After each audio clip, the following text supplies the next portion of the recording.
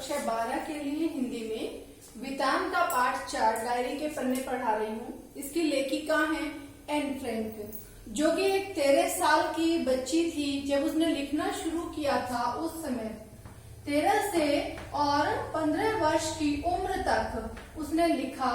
और ये उस समय की बात है जब द्वितीय विश्व युद्ध चल रहा था। तो सन 1942 की बात है जब उसने लिखना। यहाँ पर हमारे पास जो सिलेबस में लगा हुआ है वो 1942 से उसका लिखा हुआ, एन फ्रैंक का लिखा हुआ हमारे पास उपलब्ध है।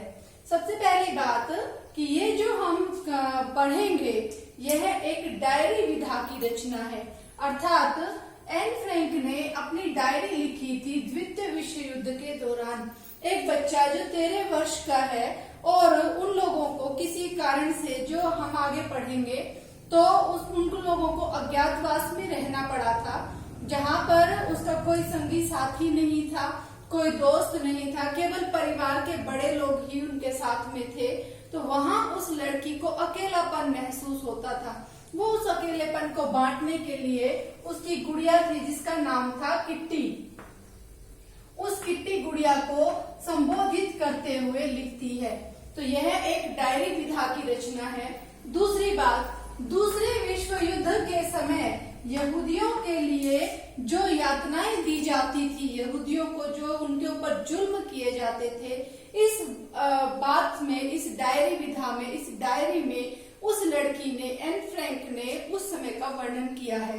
क्योंकि वो यहूदी वंश से थी। जो जर्मनी के हिटलर थे, जर्मनी के जो तानाशाह हिटलर थे, उन्होंने यहूदियों के लिए कहा था कि कोई व्यक्ति उनकी सहायता नहीं कर सकता। उन्हें शारीरिक और मानसिक यातनाएं दी जाती थी। उस जुल्म की कहानी का यहाँ पर वर्णन किया गया है। उनकी जो यहूदी थे, उनकी भूख, गरीबी, बीमारी, शारीरिक और मानसिक वेदना का जीवंत दस्तावेज है। अर्थात इसको जब हम पढ़ते हैं तो हमें, हमारे मन में बिल्कुल वो पिक्चर, वो वैसा का वैसा दृश्य एकदम से ऐसे लगता है कि जैसे शब्दों के माध्यम से इस प्रकार से दृश्य उत्पन्न दिख जाते हैं कि ऐसे लगता है जैसे हमारे सामने ही ये घटना घटित हो रही है। नेक्स्ट है, इसके बाद में नेक्स्ट पॉइंट, लेखिका जो थी एन फ्रैंक, जब वो रात के समय अपने पड़ोसी के यहाँ पर देखती थी, रात के समय वो 1 साल तक उसने प्रकृति का नजारा नहीं देखा था। उसके बाद एक दिन जब उसने पूरे चंद्रमा को देखा तो उससे ये पता चलता है कि उसका प्रकृति के प्रति प्रेम था। फिर दूसरी बात, उसने स्त्री की प्रजनन शक्ति की भी व्याख्या की है। अर्थात उसने ये कहा है लड़की ने कि जो वहां पर सैनिक थे, सैनिक को जो वेदना सहन करनी पड़ती है, जो दुख सहन करना पड़ता है, उससे कहीं अधिक, कई गुना दुख किसको सहन करना पड़ता है जब एक माँ एक बच्चे को जन्म देती है। उस प्रजनन शक्ति को, जिसने कहा है कि 100 हड्डियों टूटने के जितना सा दर्द उसको महसूस होता है। नेक्स्ट पॉइंट है इसमें, एन भावुक क्यों थी? क्योंकि वो औरतों के प्रति भी समर्पित थी, औरतों के प्रति बात सोचती थी उसके लिए। दूसरी बात, वो अपनी बहन, जब मार्गोट को बुलावे की बात कही गई तो उसे गुस्सा आया, वो भावुक थी।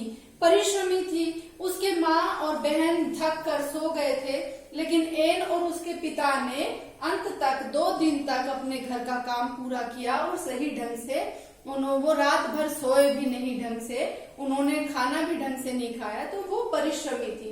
अभिनेत्री थी, क्यों कि वो अलग अलग तरह के बालों की स्टाइल, हेयर स्टाइल बनाती थी और अभिनय करती थी। उससे किसी भी फिल्म की समीक्षा पूछी जा सकती थी तो वो बता सकती।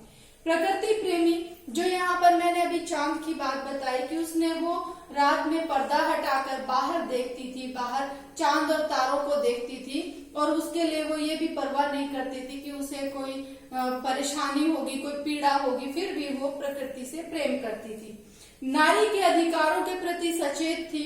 उसने नारी के अधिकारों की बात कही है कि नारी को कमजोर नहीं समझा जाना चाहिए, नारी के अधिकारों के प्रति सचेत थी। और लास्ट, आज के इस चैप्टर का, इस वीडियो का लास्ट पॉइंट है कि वो अतृप्त प्रेमिका थी। जब उसने ये बताया है कि वो पीटर के प्रति अपने भावुकता, अपने उद्गार प्रकट करती है, लेकिन अच्छे तरीके से नहीं कर पाती, लेकिन पीटर जो है वो अपनी भावनाओं को उसके प्रति प्रकट नहीं करता। तो इसे पता चलता है वो उसको समर्पित नहीं है पीटर। तो उसे पता चलता है कि वह अतृप्त प्रेमिका थी। आज के लिए इतना ही। इन पॉइंट्स को तैयार करें, चैप्टर आपका तैयार हो जाएगा। बाकी फिर इसके अलावा स्टोरी है, तो आप उसको अच्छे तरीके से तैयार करें। आज के लिए इतना ही। Thank you. Have a nice day.